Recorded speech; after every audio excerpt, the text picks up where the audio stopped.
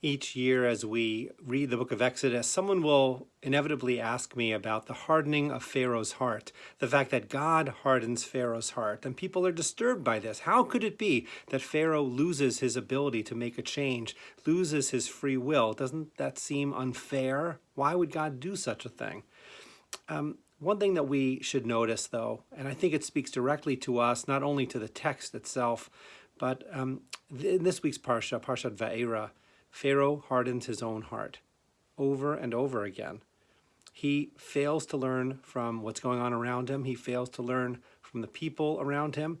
And he persists in following a path which is of no help to him or to others. And while I think that Jewish tradition has some really nice and important answers to the question of what does it mean for God to harden Pharaoh's heart, perhaps we'll talk about that next week. Let's focus on this week, the idea that we ourselves can lose our way by hardening our own hearts. Sometimes we think of hardening our hearts as something which is really saying something about our lack of generosity, our lack of compassion. But in this context, hardening our own hearts means losing the flexibility and the opportunity to change by insisting, by stubbornness.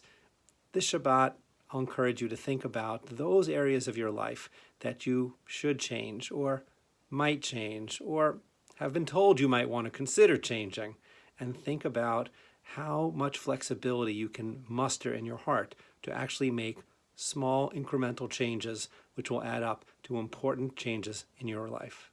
Shabbat Shalom.